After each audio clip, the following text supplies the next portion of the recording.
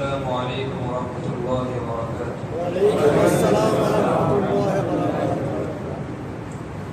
الحمد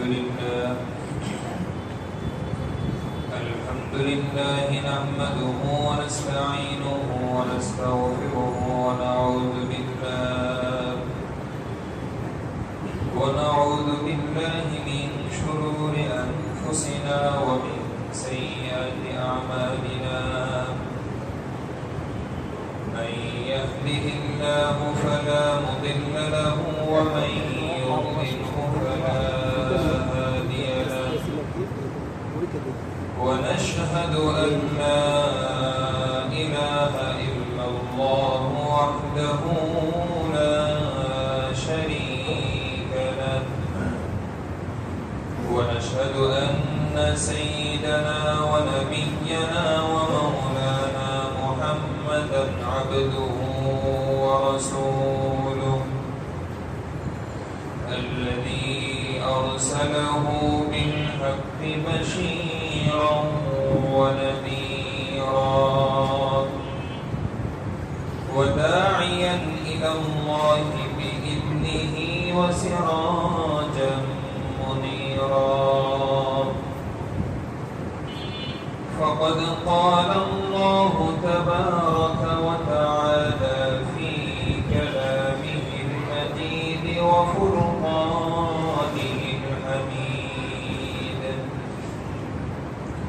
أعوذ بالله من الشيطان الرجيم.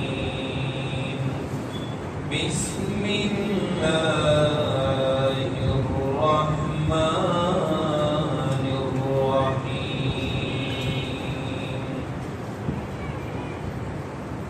وما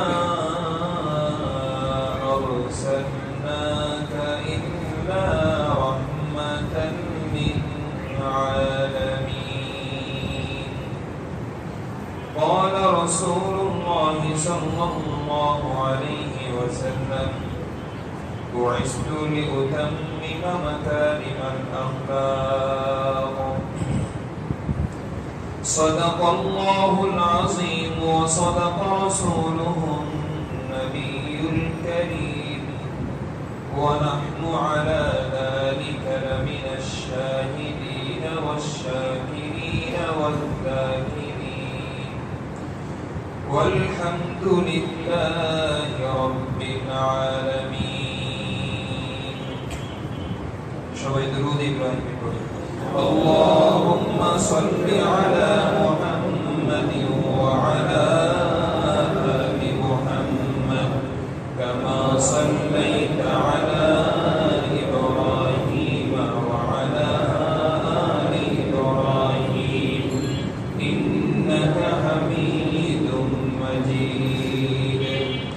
اللهم بارك على محمد وعلى آل محمد كما باركت على إبراهيم وعلى آل إبراهيم إنك حميد مجيد. প্যারে হাজিরিন, সম্মানিত মুসলিয়ান কিরাম, আল্লাহ রাব্বুল আলামিনের দরবারে অসংখ্য অগণিত শুকর।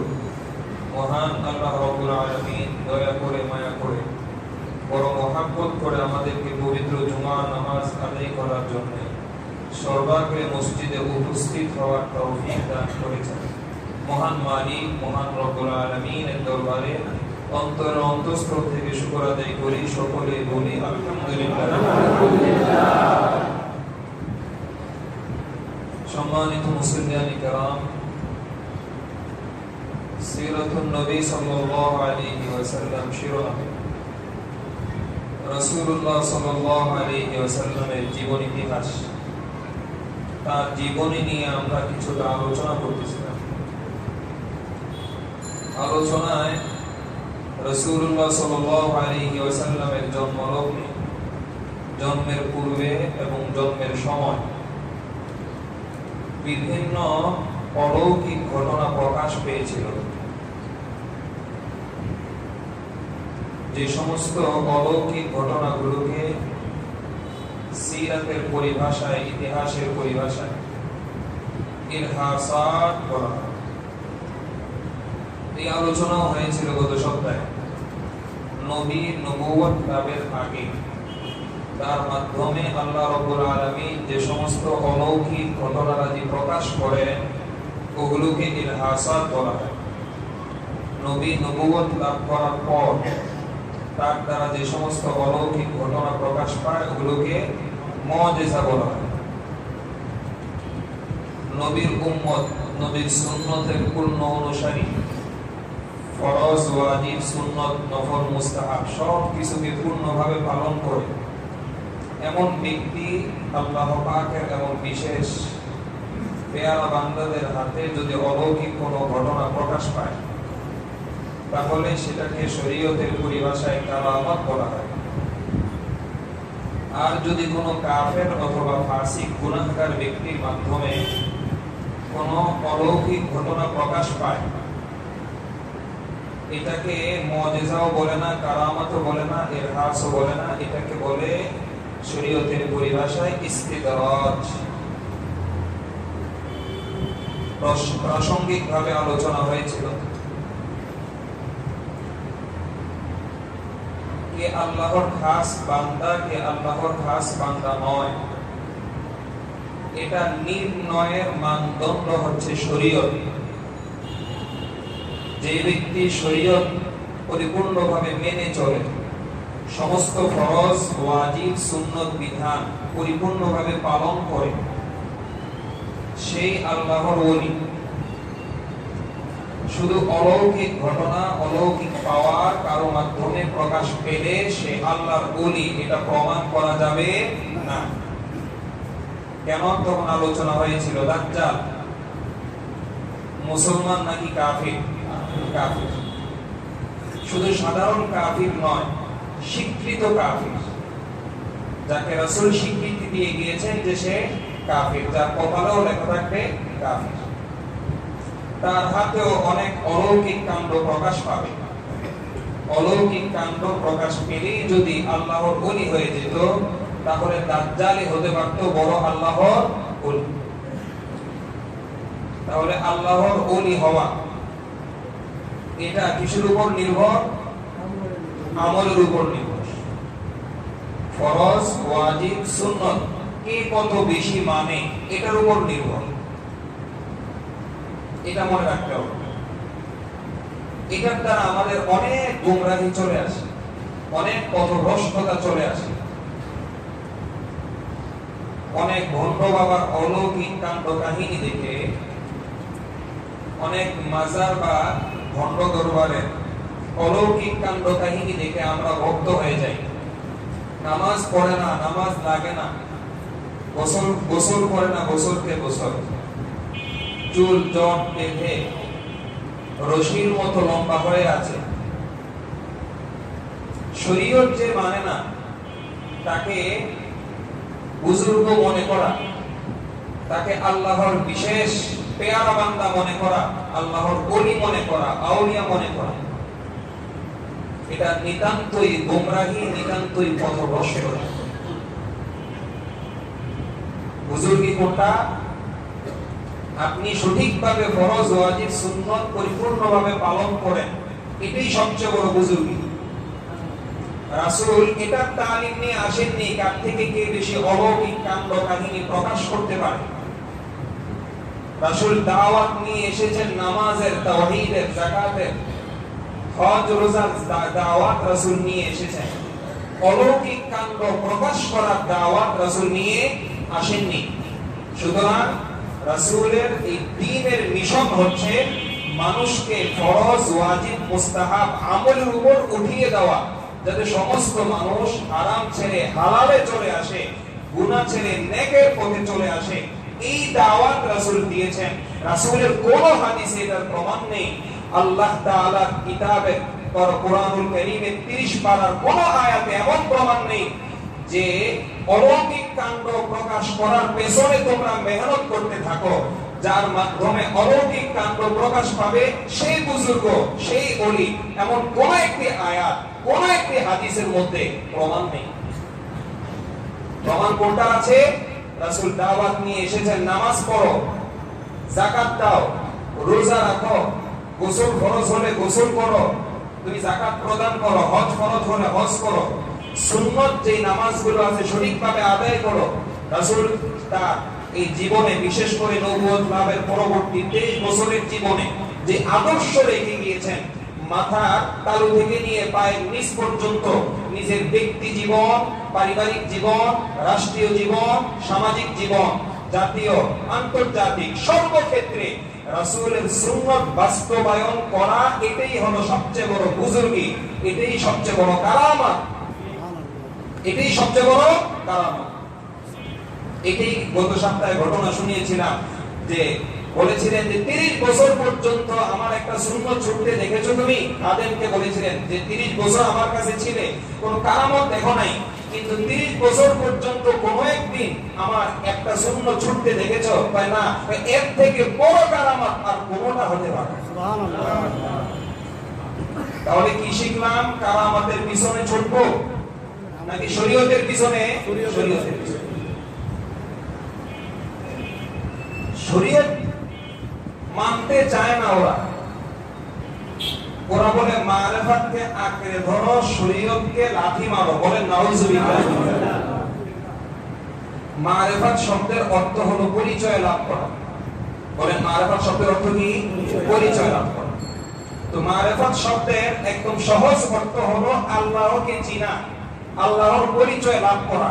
তিনি এক, তিনি একক, তিনি সবকিছু জানেন, তিনি সর্বময় ক্ষমতার অধিকারী, তিনি রাজাধিরাজ, তিনি সব কিছুর উপর সব ক্ষমতা রাখেন, তিনি সব ধরনের অক্ষমতা এবং ত্রুটি থেকে মুক্ত, তিনি ইনসাফকার, তিনি বড় দয়ালু, তিনি আরহামুর রাহিমিন, তিনি ক্ষমাশীল। এই সমস্ত বিশ্বাস রেখে তিনি যে কত বড় ক্ষমতাধর, তিনি আমাদেরকে যে সৃষ্টি করেছেন, আমাদেরকে যে লালন পালন করেন, এই সব কিছু জেনে বুঝে আল্লাহর প্রতি বিশ্বাস স্থাপন করা, তার পরিচয় জানা, এটার নামই হলো মারেফাত। বলে এটার নাম কি? মারেফাত। মারেফাত লাভের পর দ্বিতীয় অপশনের কাজই হলো শরীয়ত। একজন মুসলিম কিভাবে হবে? প্রথমে আল্লাহর মারেফাত লাভ করবে, আল্লাহকে চিনবে, তারপর কালিমা পড়ে, তাওহীদের কালিমা পড়ে মুসলমান হয়ে যাবে। এখন মুসলমান হয় কি তার এটাই কাম যে আল্লাহকে চিনতে থাকি, আল্লাহকে চিনতে থাকি, নামাজ কালাম রোজা কিছু দরকার নাই? তাহলে আমি আপনাদেরকে প্রশ্ন করি, আল্লাহ তাআলাকে দুনিয়াতে সবচেয়ে বেশি চিনতেন কে? বলেন দেখি। বলেন রাসূল সাল্লাল্লাহু আলাইহি ওয়াসাল্লাম থেকে আল্লাহকে বেশি চিনেছেন এমন কেউ আছে? না। তাহলে বলেন মারেফাতের সম্রাট, মারেফাতের রাজা বা মারেফাত জানার ক্ষেত্রে, আল্লাহকে চিনার ক্ষেত্রে সমস্ত মাখলুকাতের মধ্যে সর্বোচ্চ, সর্বোত্তম, সর্বশ্রেষ্ঠ কে? রাসূল সাল্লাল্লাহু আলাইহি ওয়াসাল্লাম। তার মধ্যে মারেফাত সবচেয়ে বেশি, তার মধ্যে যেমন ছিল মারেফাত সবচেয়ে বেশি, তেমন ছিল শরীয়ত পালনটাও সবচেয়ে বেশি। সুবহানাল্লাহ। বলেন তার মধ্যে মারেফাত ছিল কি ছিল না? ছিল। তো মারেফাত ছিল বিদায় নামাজও পড়তেন না? পড়তেন। হজ করার দরকার ছিল? ছিল। রোজা রাখতেন? ঠিক। জিহাদ করতেন? ঠিক। দাওয়াত দিতেন? ঠিক। গোসল ফরজ হলে গোসল করতেন? ঠিক। কোন একটা এমন বিধান আছে যেটা তো শরীয়ত, আমি তো মারেফাত লাভ করেছি, শরীয়তের কি দরকার? এই অজুহাত দিয়ে রাসূল শরীয়তের একটা বিধান ছেড়েছেন, নামাজ বলেন, রোজা বলেন, যাকাত বলেন, হজ বলেন, কোন একটা বিধান ছেড়েছেন মারেফাতের দোহাই দিয়ে। এমন একটা হাদিস পারলে দেখা? ঠিক। একটা হাদিস দেখানো যাবে না। একটাই সুন্নাত আছে, কোরআন হাদিস সব বাদ দাও, আমরা মারেফাত নিয়ে লাভালাভি করব। বুঝেন নাই? কোরআন হাদিস এখন মারেফাতের এভাবে শরীয়ত বাদ দিয়ে মারেফাত পালনের যখন কোনো দলিল পায় না, শেষ পর্যন্ত কি বলে? কোরআন হাদিস সব বাদ দাও, তোমরা কোরআন হাদিসের উপরেরটা বুঝো, আমরা ভেতরেরটা বুঝি। কি বলে? তোমরা কোরআন হাদিসের কোনটা বুঝো? উপরেরটা বুঝো, আমরা ভেতরেরটা বুঝি। কি যুক্তি দেয়?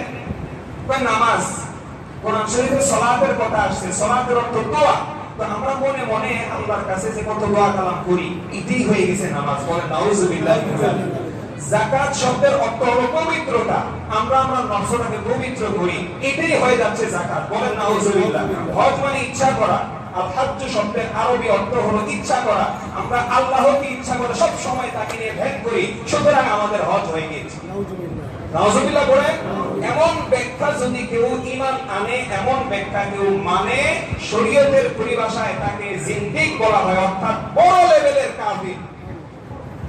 কারণ সালাতের কি অর্থ রাসূল বুঝেছেন কি বুঝেন নাই? এরপরে আপনার যাকাত শব্দের কি অর্থ, হজ শব্দের কি অর্থ আপনি বুঝাইতে হবে নাকি রাসূল সবচেয়ে বেশি বুঝেছেন? রাসূলের পরে বেশি বুঝেছেন, রাসূল থেকে শিখেছেন সাহাবায়ে কেরাম, তাদের থেকে শিখেছেন তাবেঈন, তাদের থেকে শিখেছেন তাবেঈ তাবেঈন, তাদের থেকে শিখেছেন পরবর্তী উলামায়ে কেরাম। যেই ব্যাখ্যা রাসূল জানেন না, সাহাবীরা জানেন না, তাবেঈরা জানেন না, ওই ব্যাখ্যা তুমি আবিষ্কার করে তুমি বলবা আমি মারফাত পালন করি, শরীয়ত পালন করি না, শরীয়তের দরকার নাই। তাহলে রাসূল নামাজ বুঝে নাই, তুমি নামাজ বুঝো। স্লোগান দেয় না, আমগো বাবার দরবারে কি লাগে না? নামাজ রোজা লাগে না। কই বাবার দরবারে আসছি, যদি নামাজ রোজা নাই লাগে তাহলে বাবার দরবারে এসে লাভ হলো কি? বলেন, বাবার দরবার বড় দরবার নাকি রাসূলের দরবার বড় দরবার? রাসূলের দরবার থেকে বড় দরবার, বড় পবিত্র দরবার আছে না। রাসূলই দাওয়াত দিয়েছেন আমার কাছে আসলে আর নামাজ লাগবে না। সাহাবীরা যারা রাসূলের কাছে আসতেন, রাসূলের হাতে হাত রেখে ইসলাম গ্রহণ করতেন, তাদের কি নামাজ লাগতো?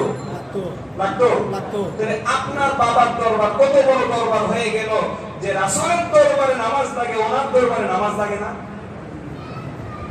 পার্থক্যটা এই জায়গায়, রাসূলের দরবার হলো জান্নাতমুখী দরবার, আর আপনি যেই বাবার হাত ধরেছেন তার দরবার হলো জাহান্নামমুখী দরবার। পার্থক্যটা এই জায়গায়, যার দরবারে নামাজ লাগে, যার দরবারে যাকাত লাগে, যার দরবারে হজ রোজা লাগে, তার দরবার হলো জান্নাতমুখী দরবার। আর যার দরবারে নামাজ রোজা হজ যাকাত কিছুই লাগে না, গাঞ্জা টানলেও চলে, দাড়ি না রাখলেও চলে, চুল জটলা পাকাইলেও চলে, গোসলকে গোসল না করলেও চলে, পর্দার কোনো প্রয়োজন হয় না, এই সমস্ত দরবার হলো জাহান্নামমুখী দরবার।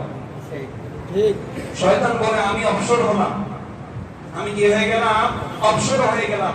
আপনারাই তো দায়িত্ব পালন করতেছেন। দুনিয়াতে আমার কতগুলো খাস খলিফা, খাস মুরিদ আছে, এরাই হলো দুনিয়াতে আমার সবচেয়ে প্রিয় খলিফা, প্রিয় মুরিদ। যে আমি তো এক একজনের পিছনে আলাদা আলাদা কষ্ট করা লাগে, কিন্তু আমার এমন কতগুলো লোক তৈরি করে দিছি, এরাই আমার মিশন দুনিয়াতে চালায়া যাচ্ছে, মানুষের ঈমান নষ্ট করতেছে, মানুষকে নামাজ থেকে ফিরাইতেছে, যাকাত থেকে ফিরাইতেছে, অথচ এই মানুষগুলো নিজেকে আবার মুসলমান দাবি করতেছে। তোমরাই তো আমার সবচেয়ে কাজটা বেশি পালন করতেছো, তোমাদের উপরই আমি সন্তুষ্ট। শয়তান যার উপর সন্তুষ্ট, আল্লাহ তার উপর সন্তুষ্ট নাকি নারাজ? নারাজ।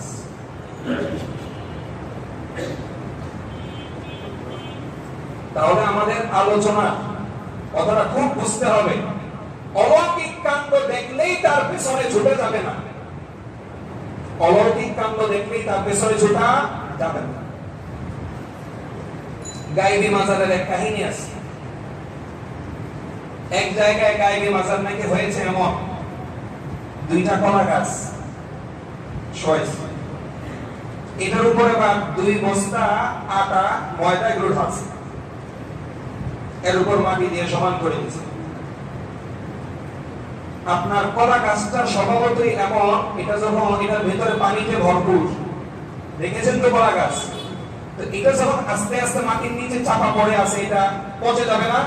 যখন এটা পচে যাবে, এটা ভেতর থেকে কি বের হবে? আগুন নাকি পানি? পানি বের হবে। এই পানিটা যখন ময়দায় লাগবে, ময়দাটা চিকন হবে নাকি ফুলে যাবে? ময়দার মধ্যে পানি লাগলে চিকন হয় নাকি ফুলে যায়। বাস কয়েকদিন পরে আস্তে মোটা হয়ে গেছে, এবার নাম দিয়েছে গায়েবী মাজার। এবার নাম দিয়েছে কি? গায়েবী মাজার। এমনও বহুত মাজার পাওয়া গেছে, মাজারের ভিতরে লোক নাই, নাম দিয়ে দিয়েছে মাজার। মাজার ভেঙে খুঁজে দেখে ভিতরে কি নেই, কোনো লোক নাই, নাম দিয়ে দিয়েছে মাজার। দুঃখ লাগে, আফসোস লাগে যে রাসূলের উপর ঈমান এনে আপনি মুসলমান হইলেন, যে কোরআনের উপর ঈমান নিয়ে আপনি মুসলমান হইলেন, কোনদিন তালাশ করার প্রয়োজন মনে করলেন না যে রাসূল কোনদিন মাজারে গিয়েছিলেন কিনা, সাহাবীরা কোনদিন মাজারে গিয়েছিলেন কিনা। কিনা, তাবেঈরা কোনদিন মাজারে গিয়েছিলেন কিনা, তাবেঈরা কোনদিন মাজারে গিয়েছিলেন কিনা, ইমাম বুখারী, ইমাম মুসলিম, ইমাম তিরমিজি, ইমাম আবু দাউদ, ইমাম নাসাই, ইমাম আবু হানিফা, ইমাম শাফিঈ, ইমাম মালিক, ইমাম আহমদ, উপমহাদেশের ঐতিহাসিক ব্যক্তিবর্গ, আপনি শাহজালালের জীবনী দেখেন, শাহজালাল জীবনে কোনদিন মাজারে পূজা করেছিলেন কিনা? এত সব বুজুর্গরা কোনদিন মাজারে যান নাই, রাসূল, সাহাবী, তাবী কেউ মাজারে যান নাই। আপনি মনে করতেছেন মাজারে গিয়ে আপনি হক কায়েম করে ফেলতেছেন? যে রাসূলের উপর ঈমান এনে আপনি নিজেকে মুসলমান দাবি করেন, সেই রাসূল বলে গিয়েছেন, খুব একটা হাদিস শুনেন, লা তাতরুনি, রাসূল বলেছেন লা তাতরুনি কামা আতরাতিন নাসারা ঈসা ইবনে মারইয়াম।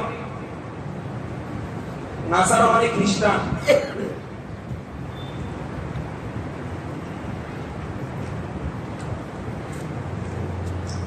খ্রিস্টানরা ঈসা আলাইহিস সালামের ইন্তেকালের পর ঈসা আলাইহিস সালামকে খোদা বানিয়েছে। ইন্তেকাল বলতে উপরে উঠে নেওয়ার পর, মানে তাদের দাবিতে আর কি ইন্তেকাল। ওরা মনে করে কি ঈসা আলাইহিস সালাম মারা গেছেন। আল্লাহ কোরআন শরীফে বলে দিয়েছেন স্পষ্ট, ওয়ামা কাতালুহু ওয়ামা সালাবুহু, তারা মারেও নাই, তারা তাকে শূলিতেও চড়ায়নি, ওয়ালাকিন শুববিহা লাহুম, আল্লাহ তাদের কাছে বিষয়টাকে অস্পষ্ট করে দিয়েছেন। তারা টেরও পায়নি যে আল্লাহ তাকে উঠাইছে। নাসারারা কি দাবি করে যে ঈসা আলাইহিস সালাম কার ছেলে? আল্লাহর ছেলে। নাউজুবিল্লাহ বলেন। কারণ ঈসা আলাইহিস সালামের মা কে বলেন? মারইয়াম আলাইহিস সালাম। বলেন ঈসা আলাইহিস সালাম কে? মারইয়াম আলাইহিস সালাম। মারইয়াম আলাইহিস সালামের গর্ভে ঈসা আলাইহিস সালাম জন্মগ্রহণ করেছেন, কিন্তু মারইয়াম আলাইহিস সালামের কোনো স্বামী ছিল না। অর্থাৎ ঈসা আলাইহিস সালামের কোনো কি নাই? বাবা নাই। শুধু মা থেকে আল্লাহ জন্মদান করেছেন। এবার বলেন তো আদম আলাইহিস সালামের মা কে বলেন? বাবা কে? হাওয়া আলাইহিস সালামের মা বাবা আছে? যেই আল্লাহ আদম হাওয়াকে বাবা মা ছাড়া সৃষ্টি করতে পারেন, সেই আল্লাহ কি বাবা ছাড়া হযরত ঈসা ইবনে মারইয়ামকে সৃষ্টি করতে পারেন না?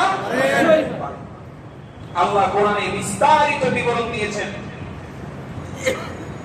হযরত মারইয়াম আলাইহিস সালামের নামে আল্লাহ একটা সূরা নাযিল করে দিয়েছেন, সূরা মারইয়াম। বিস্তারিত বিবরণ এই সূরায় আল্লাহ দিয়েছেন। আল্লাহ বলেছেন, আমি জিবরাইলকে প্রেরণ করলাম। কাকে প্রেরণ করলাম? জিবরাইলকে প্রেরণ করলাম। জিবরাইল গিয়ে কুদরতিভাবে আমার পক্ষ থেকে মারইয়াম আলাইহিস সালামের একটা দিকে একটা ফু দিল। ওই ফুৎকারের মাধ্যমেই আল্লাহ তাআলা মারইয়াম আলাইহিস সালামকে সন্তান সম্ভবা গর্ভবতী বানিয়ে দিলেন। সুবহানাল্লাহ। বলেন এটা কার ক্ষমতা? আল্লাহর। কার ক্ষমতা? আল্লাহর। বর্তমান বিজ্ঞানের থিওরি, বেশি কঠিন ইয়েতে যেতে হবে না। বর্তমান বিজ্ঞানের থিওরি যে আপনার এটাও সম্ভব, শুধুমাত্র দৃষ্টি দিয়েছে কোন পুরুষ একজন নারীর দিকে এবং দুইজনের দৃষ্টির আদান প্রদান হয়েছে, ওই দৃষ্টির মাধ্যমেই একজন নারী সন্তান সম্ভবা হতে পারে। বর্তমান বিজ্ঞানের গবেষণা সম্ভব নাকি অসম্ভব? আল্লাহ করলে তো সবই সম্ভব, তারপরেও বিজ্ঞান গবেষণা করে বলে সম্ভব। তাহলে বলেন হযরত জিবরিল আলাইহিস সালাম যদি ফু দেন, ফুয়ের বদৌলতে আল্লাহ তাআলা সন্তান জন্ম দিতে পারেন কি পারেন না? তো নাসারারা কি মনে করলো? মারইয়াম আলাইহিস সালামের কোনো স্বামী নেই, তাহলে এখনো সন্তান কিভাবে হলো? আল্লাহই হলো মারইয়াম আলাইহিস সালামের স্বামী। জোরে বলেন নাউজুবিল্লাহ। আল্লাহ যদি মারইয়াম আলাইহিস সালামের স্বামী হন, তাহলে ঈসা আলাইহিস সালামের কি হন? বাবা হন। তো তারা বলে আল্লাহ হলো ঈসা আলাইহিস সালামের বাবা। তো সুতরাং ঈসা উনিও একজন খোদা, আল্লাহর ছেলে, উনিও আল্লাহই তো হবে। রাসূল বলেন নাসারারা সীমা লঙ্ঘন করেছে ঈসা আলাইহিস সালামের ব্যাপারে। তাকে একজন নবীকে খোদার আসন দিয়ে দিয়েছে, খোদার স্থানে নিয়ে গিয়েছে, তাকে ইবাদত করা শুরু করেছে। যীশু খ্রিস্ট বলে তাকে এখন পূজা করে। রাসূল বলেন সাবধান সাবধান সাবধান, তোমরা কিন্তু আমার ব্যাপারে এমনটি করো না।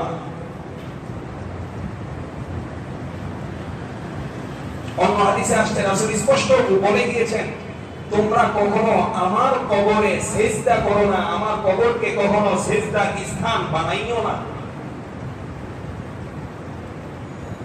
এই কথাগুলো এত গুরুত্বপূর্ণ। আপনি নামাজ, রোজা, হজ, যাকাত সব করতেছেন, আবার সময়ে সময়ে মাজারে গিয়ে সিজদাও করেন। বলেন এবার আপনার নামাজ, রোজা, হজ, যাকাতের কি পরিমাণ সওয়াব হয়েছে? আছে কিছু? না। কিছু না। এটার উদাহরণ হলো এমন, আপনি পকেটের মধ্যে টাকা ঢুকাই দিয়েছেন, পাওনাদার ধরেন ওই যে যারা ব্যবসায়ী আছে, ব্যবসায়ীরা নির্দিষ্ট একটা সময় থাকে, ওই সময়ে এই মাঠ পর্যায়ে থেকে টাকাটা কি করে উসুল করে। আপনি যে উসুল করার জন্য ব্যাগ নিয়ে বা বড় পকেট নিয়ে হাজির হয়েছেন, পকেটের নিচে সিরা একে একে সবার থেকে হিসাব টিসাব কষে খালি টাকা ঢুকাই দিয়েছেন একের পরে। আজকে দেখেন পকেটের মধ্যেও বরকত, অন্যদিন খালি পকেট ভরে যায়, আরেক পকেটে ঢুকানো লাগে, কি পেরেশানি। আজকে খালি ঢালতেছেন, এরপরও পকেট ভরে না। পকেটে আজকে অনেক বরকত হয়েছে। বাসায় আইসা দেখবেন কয় টাকা আছে পকেটে? কোন টাকা আছে? কেন কেন?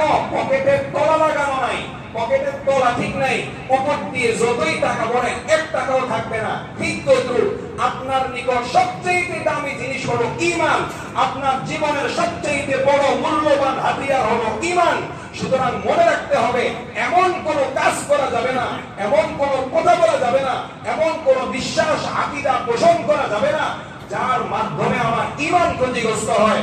যেই আমলের মাধ্যমে আমার ঈমান যায়, ওই ঈমান যাওয়া আমল করে, অর্থাৎ আমি ঈমানটাকে শেষ করে দিয়ে সারা জীবন 1000 বার যদি হজ করি, আমাকে যদি আল্লাহ 5000 বছর হায়াতও দিয়ে দেন, এই 5000 বছরে যদি কোটি কোটি টাকার নামাজও আমি পড়ি, সারা দিন যদি দান সদকা করতেও থাকি, তারপরেও আল্লাহ রাব্বুল আলামিন বলেন, ফালা নুকিমু লাহুম ইয়াউমাল কিয়ামাতি ওয়াজনা। যারা আমলের সাথে শিরিক করেছে, হাসরের ময়দানে গিয়ে দেখবে ওই পকেট ছিয়া ব্যক্তির মতো তাদের এই কোটি কোটি আমলের এক বিন্দু ওজনও আসবে না হাসরের ময়দানে। যখন ওজন করবে, ওজনে দেখবে কিছু নাই, সব বরবাদ, সব কি হয়ে গেছে? বরবাদ হয়ে গেছে। শয়তানের কিছু মৌলিক মেহনত আছে। আপনাকে দিয়ে নামাজ না পড়ানো, আপনাকে পথভ্রষ্টতার দিকে নিয়ে যাওয়া, আপনাকে দিয়ে সুদ ঘুষ খাওয়ানো, আপনাকে দিয়ে মিথ্যা কথা বলানো, এই মেহনত গুলো শয়তান করে। কিন্তু এই মেহনত গুলোতে শয়তান এতটা সফলতা বোধ করে। শয়তান সফলতা বোধ করে কখন? যখন আপনাকে দিয়ে এমন একটা কাজ করিয়ে ফেলতে পারে যে কাজের মাধ্যমে পরবর্তীতে আপনি যতই আমল করেন না কেন আপনার সব বরবাদ। আপনার দিয়ে একটা মিথ্যা কথা বলাইতে পারলো, এটা সাময়িক একটা গুনাহ হলো, আপনি তওবা করলে মাফ, শেষ। কিন্তু আপনাকে দিয়ে যদি শিরক করাতে পারে, তাহলে আর কিছু, যত ইবাদত করবে, নামাজ, রোজা, হজ, যাকাত সম্পূর্ণ ক্ষেত্রে ধোঁকা দেওয়া দরকার আছে। শয়তান যে সমস্ত মাধ্যমে আমাদের আমলগুলোকে একদম শেষ করে, এর মধ্যে বড় আরেকটা আমল হলো তালাক। এর মধ্যে বড় আরেকটা আমল কি? তালাক। শত শত হাজার হাজার ফ্যামিলিতে এমন হয়ে আছে, ভিতরে ভিতরে একজন আরেকজনকে রাগের বশে তালাক দিয়ে ফেলেছে, 3 তালাক দিয়ে ফেলেছে। এখন তো পড়ছে মুসিবতে, বাইরের মানুষকে যদি জানাই আমাদেরকে আর একসাথে ঘর সংসার করতে দিবে না, এই জন্য কাউকে জানাই না। আপনারা হয়তো সমাজের বাস্তবতা কতটুকু জানেন জানি না, তবে আমাদের কাছে এমন শত শত মাসআলা আসে, শেষে এসে জিজ্ঞাসা করে যে হুজুর 37 বছর আগে বার্ধক্যে যখন বৃদ্ধ হয়ে গেছে, দিন শরীয়ত বুঝে আসছে, তখন আবার খালি আয়েশা মাপ চায়, হুজুর আজকে 37 বছর আগে, 30 বছর আগে, 20 বছর আগে অমুক সময় আমি আমার স্ত্রীকে এই শব্দে তালাক দিয়েছিলাম, কিন্তু এরপরে আমাদের সারাসারি হয়ে যাবে, এই জন্য ঘটনা প্রকাশ করিনি। কিন্তু এখন দেখতেছি 20 বছর 30 বছর পর্যন্ত তো আমরা জিনা ব্যভিচারে লিপ্ত ছিলাম। কারণ তালাক হয়ে গেছে, এরপরে সংসারটা যে করেছে হালাল হয়েছে নাকি হারাম হয়েছে? হারাম হয়েছে। সন্তান হয়েছে হালাল সন্তান নাকি হারাম সন্তান? তো শয়তানের একটা মেহনত হয়েছে, শুধু তালাকটা করাইয়া দিয়েছে ভিতরে ভিতরে, আর প্রকাশ করতে দেয় নাই। এক মেহনতে ফলাফল 20 বছর 30 বছর প্রতিদিন অহরহ গুনাহের দরজা খুলে দিয়েছে। এগুলো হলো শয়তানের মেহনত, এগুলো হলো শয়তানের কৌশল। এই জন্য সবচেয়ে বেশি দাম দিতে হবে ইমানের। ইমানটা চাই কি মুক্ত? শিরক মুক্ত। বলেন ইমান কি মুক্ত হওয়া চাই? শিরক মুক্ত হওয়া চাই।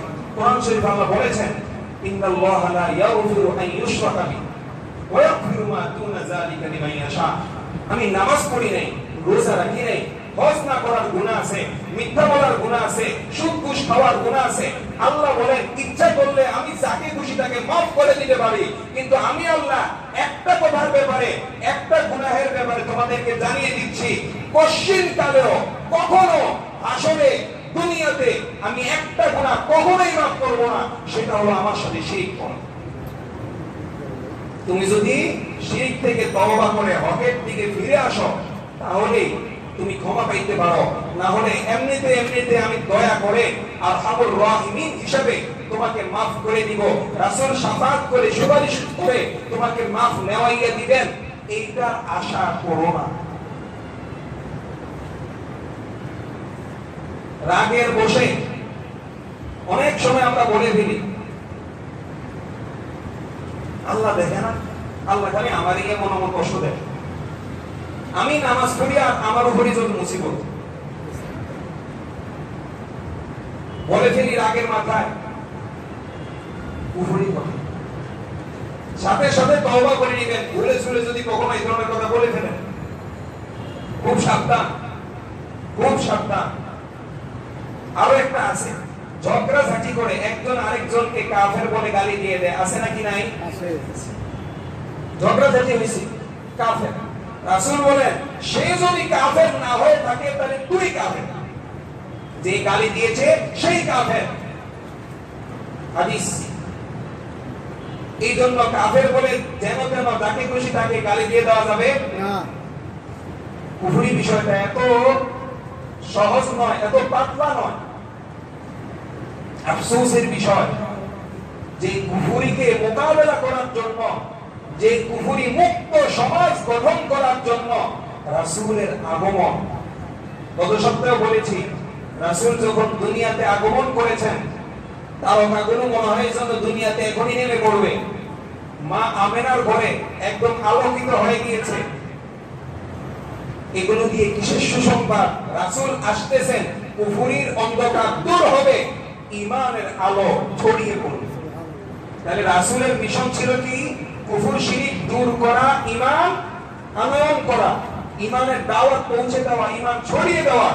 আর আমি আপনি কুফর শিরকে এমন ভাবে নিমজ্জিত হয়ে যাচ্ছি যে কুফর শিরক আমাদের মধ্যে আবার ঢুকে যাচ্ছে গোপনে। এখন তো স্পষ্ট ভাবে আমাকে এইভাবে কাফের বানাবে না যে আজকে থেকে আমি হিন্দু হয়ে গেলাম, বৌদ্ধ হয়ে গেলাম, খ্রিস্টান হয়ে গেলাম। এভাবে আমাদের ঈমান নষ্ট করে না। ঈমান এমন ভাবে নষ্ট করে, আমি মুসলমান হিসেবে সমাজে আছি, কিন্তু আমি হয়তো নিজেও জানি না যে আমি কাফের হয়ে বসে আছি। খুব সাবধান, সর্বোচ্চ সতর্ক থাকতে হবে ঈমান নিয়ে। সর্বোচ্চ সতর্ক থাকতে হবে কি নিয়ে? ঈমান। আল্লাহ রাব্বুল আলামিন আমাদেরকে বুঝার তৌফিক দান করেন। আমিন। রাসূলুল্লাহ সাল্লাল্লাহু আলাইহি ওয়াসাল্লামের জন্মের সময় যে অলৌকিক ঘটনাগুলো প্রকাশ পেয়েছিল, এই অলৌকিক ঘটনাগুলোকে ইতিহাসের পরিভাষায়, সিরাতের পরিভাষায় ইরহাসাত বলা হয়। কি বলা হয়? ইরহাসাত।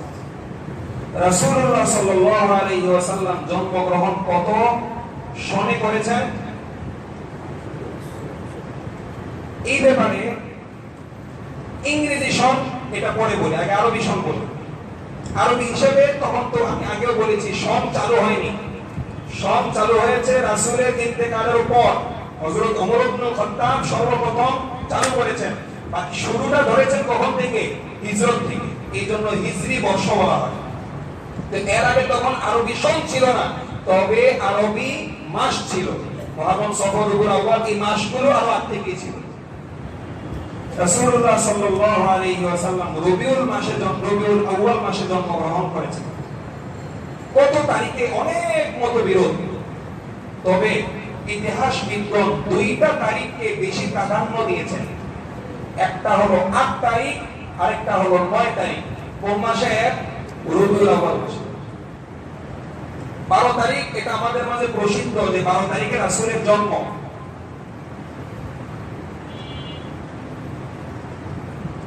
কিন্তু ঐতিহাসিক ভাবে ১২ তারিখের তুলনায় ৯ তারিখের বক্তব্য এবং ৮ তারিখ যারা বলেছেন তাদের বক্তব্য অধিক শক্তিশালী।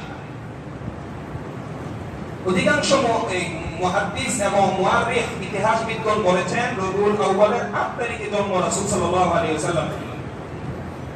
আর ইংরেজি বর্ষ হিসাবে সেটা 570 কত 570 খ্রিস্টাব্দে এপ্রিল মাসের 10 তারিখ। 570 খ্রিস্টাব্দে এপ্রিল মাসের 10 তারিখ। তবে মিশরের একজন বড় আলেম যিনি সৌরজগৎ সম্পর্কে ভালো জ্ঞান রাখেন, তিনি অনেক গবেষণা করে বের করেছেন। তিনি মূলত গবেষণা করেছেন বুখারী শরীফে একটা হাদিস এসেছে রাসূলুল্লাহ সাল্লাল্লাহু আলাইহি ওয়াসাল্লামের যখন 63 বছর বয়স, ওই সময় রাসূল সাল্লাল্লাহু আলাইহি ওয়াসাল্লামের একজন ছেলে ছিল ইব্রাহিম নামে। কি নামে? ইব্রাহিম। ওই ইব্রাহিম মারা যায় রাসূলের যখন 63 বছর বয়স। এটা এসেছে কোথায়? বুখারী শরীফের হাদিসে। এবং ওই দিন সূর্য গ্রহণ হয়েছিল। ওই দিন কি হয়েছিল? সূর্য গ্রহণ।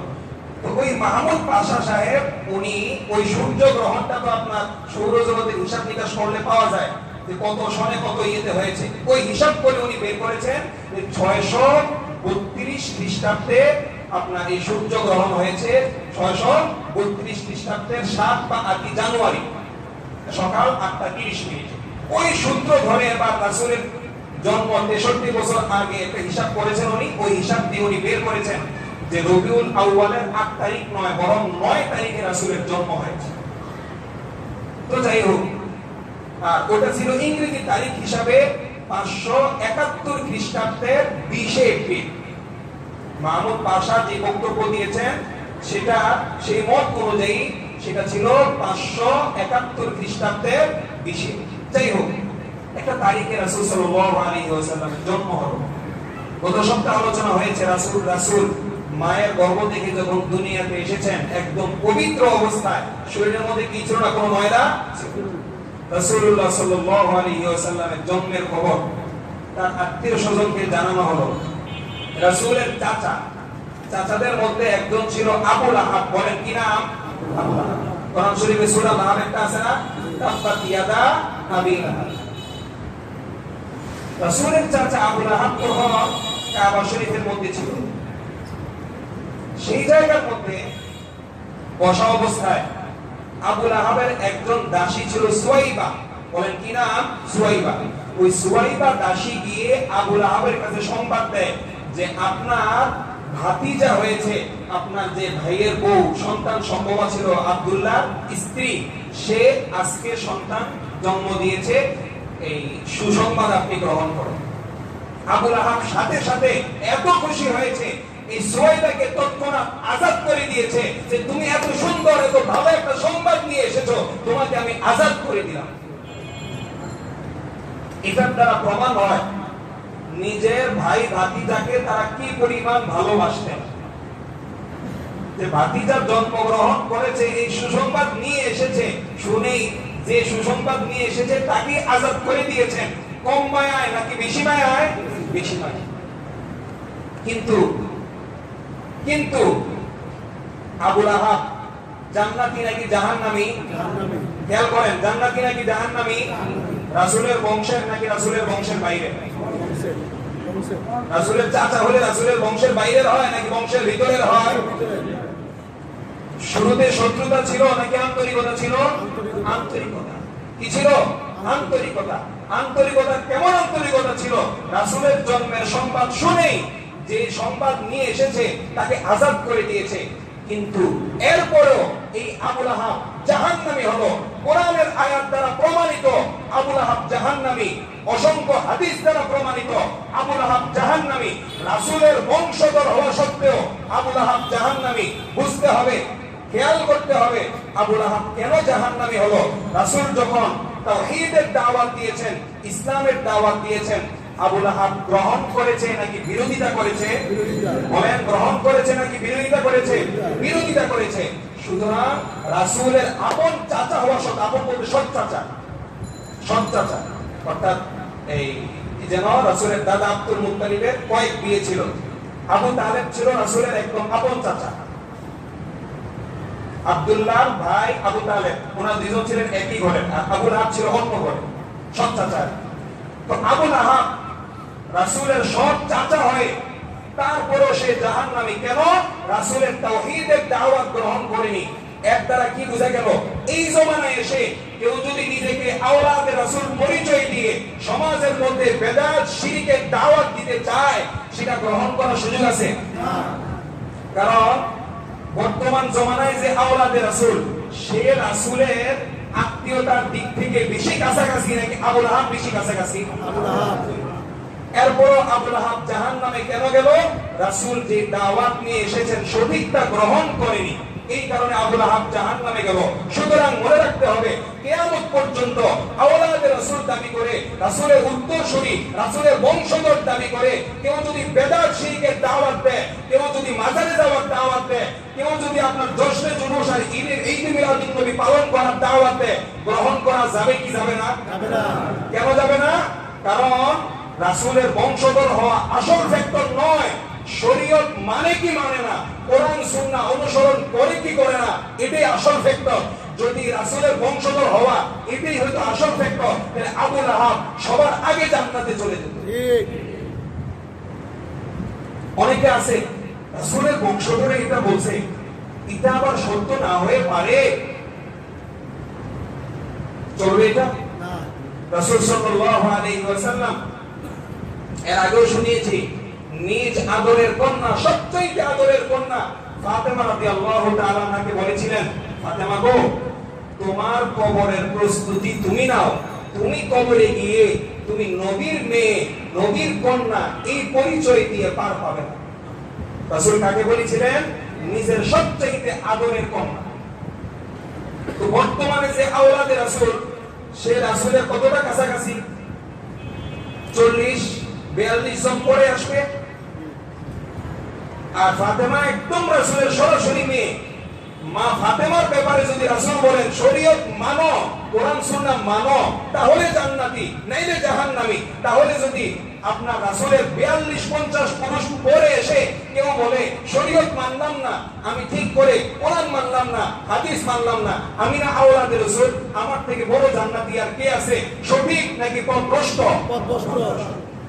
আওলাদে রাসূল, রাসূলের বংশধর, অবশ্যই আমি সম্মান করব, অবশ্যই আমি সম্মান করব, তবে কোরআন সুন্নাহ অনুযায়ী সম্মান করব। আল্লাহ তাআলা পবিত্র কোরআনের মধ্যে বলেছেন, আল্লাহ রাব্বুল আলামিন বলেছেন, ইন্না আকরামাকুম ইনদাল্লাহি আতকাকুম, যে তোমাদের নিকট, তোমাদের মধ্য থেকে আমি আল্লাহর নিকট সবচেয়ে প্রিয়, সবচেয়ে সম্মানিত কে? শরীয়ত বেশি মানে যে সে, যার মধ্যে বেশি তাকওয়া আছে, যে নামাজ রোজা হজ যাকাত সঠিকভাবে পালন করে, যে বেদাত শিরক পরিহার করে চলে, সেই আমার নিকট সবচেয়ে বেশি সম্মানিত।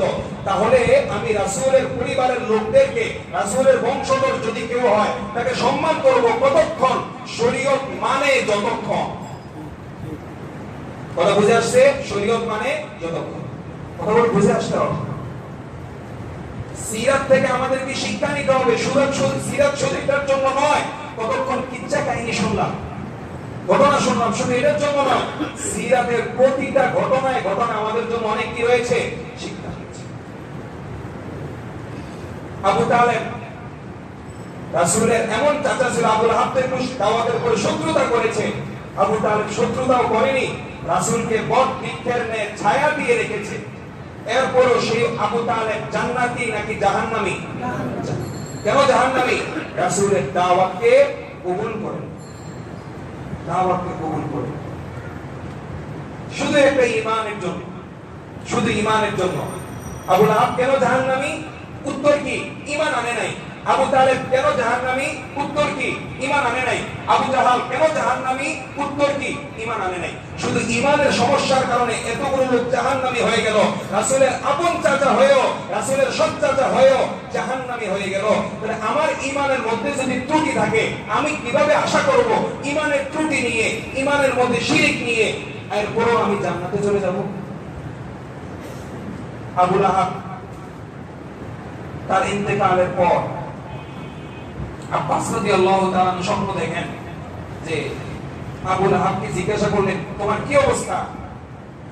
বলে, অবস্থা খুব খারাপ, খুব সাজা, তবে আমাকে মাঝে মধ্যে আঙ্গুলের মাথা পরিমাণ পানি পান করতে দেওয়া হয়। কেন জানেন? ওই যে রাসূলের জন্মের সংবাদ শুনে সুয়াইবাকে আযাদ করেছিল, যা তুই আযাদ, কি দিয়ে ইশারা করছে? আঙ্গুল দিয়ে ইশারা করছে। এই ওই যে রাসূলের সম্মানে তার আঙ্গুলটা একটু ব্যবহার হয়েছে, এই জন্য তাকে আঙ্গুল পরিমাণ পানি পান করতে দেওয়া হয়। অন্য বর্ণনায় আসছে যে আমাকে প্রতি সোমবারে একটু আযাব কমিয়ে দেওয়া হয়। কেন? রাসূলুল্লাহ সাল্লাল্লাহু আলাইহি ওয়াসাল্লামের জন্মে আমি কি হয়েছিলাম? আনন্দ প্রকাশ করেছিলাম, রাসূলের প্রতি মহব্বত, ভালোবাসা, সম্মান প্রদর্শন করেছিলাম।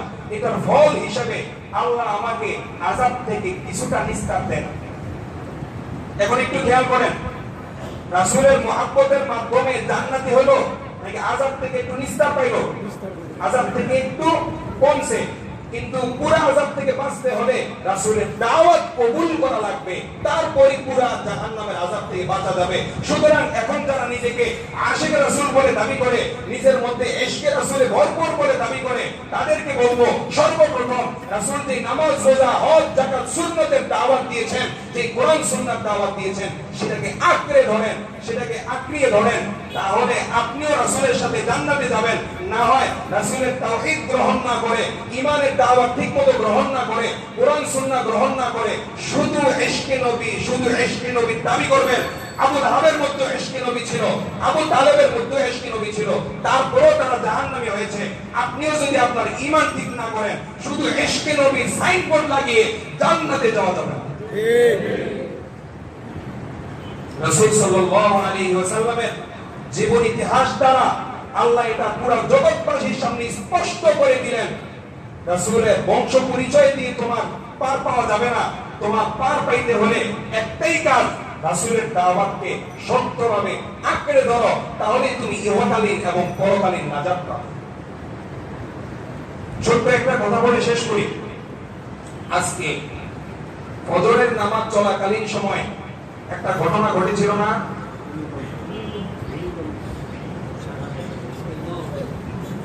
টের পান নাই? ঘুমের মানুষ টের পায়? কোরআন শরীফে আল্লাহ তাআলা বলেছেন, আফা আমিনা আহলুল কুরা আন ইয়াতিয়াহুম বাসুনা বায়াতান ওয়া হুম নাইমুন। আল্লাহ রাব্বুল আলামিন বলেন, জনপদবাসীরা কি নিরাপদ হয়ে গিয়েছে যে তারা ঘুমন্ত অবস্থায় থাকবে আর আমি তাদেরকে আযাব দিব না, তারা নিরাপদে ঘুমিয়ে থাকবে? তারা কেমন নিরাপদ হয়ে গিয়েছে? এমন হতে পারে যে তারা সব ঘুমিয়ে থাকবে, ঘুমন্ত অবস্থায় আযাব দিয়ে এদেরকে আমি শেষ করে দিব।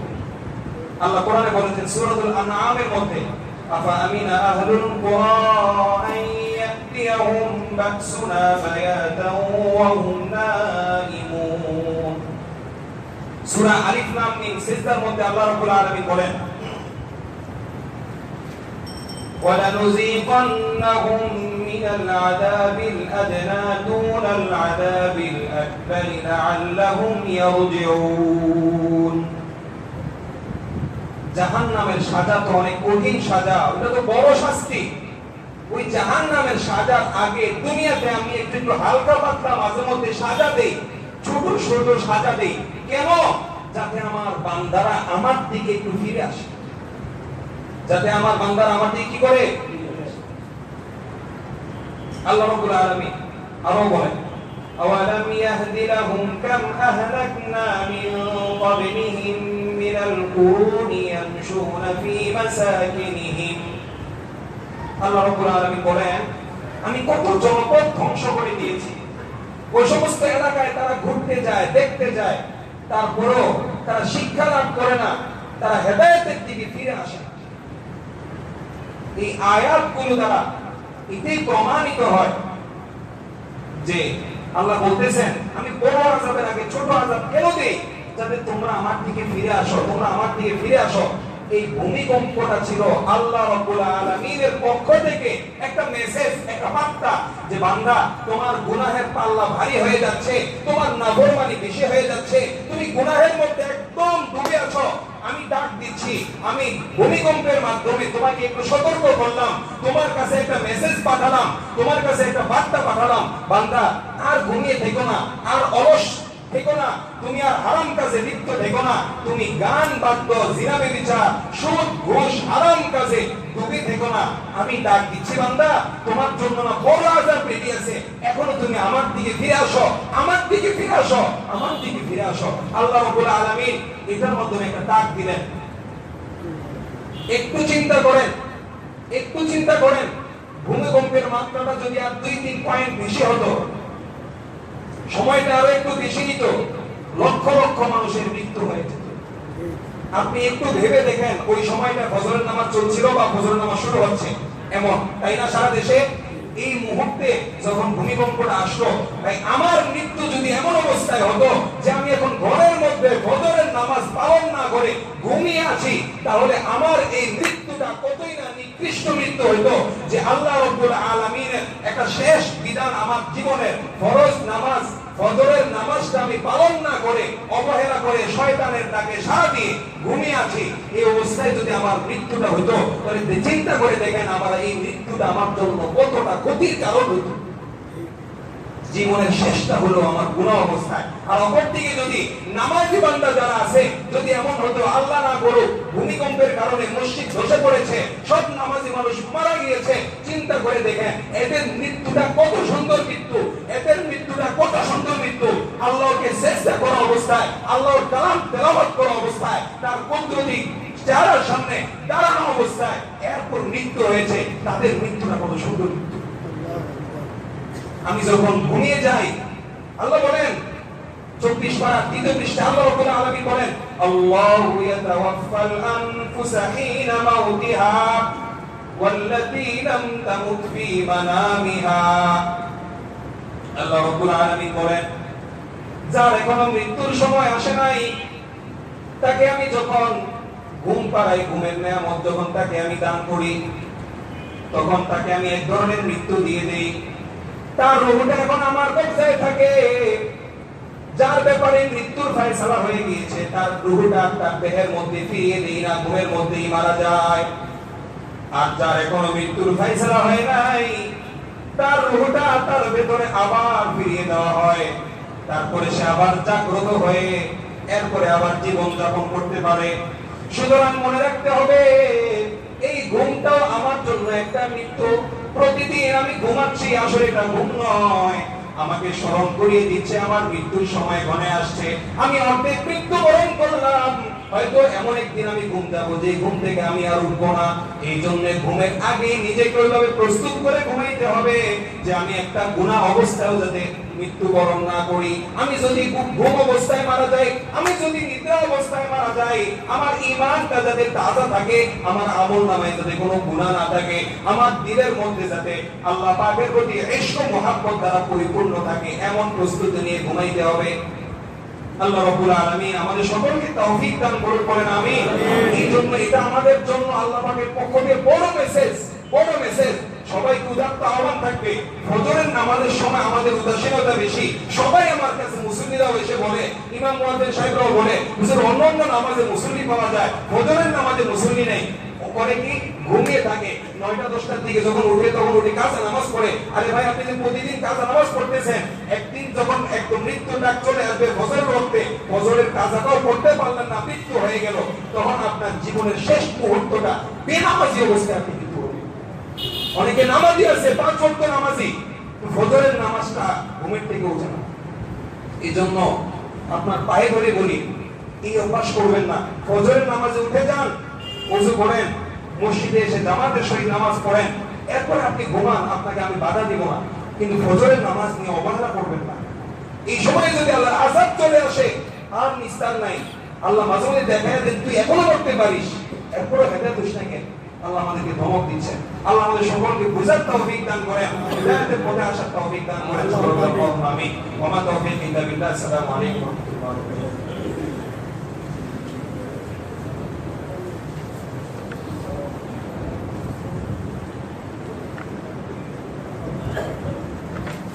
কাগজটা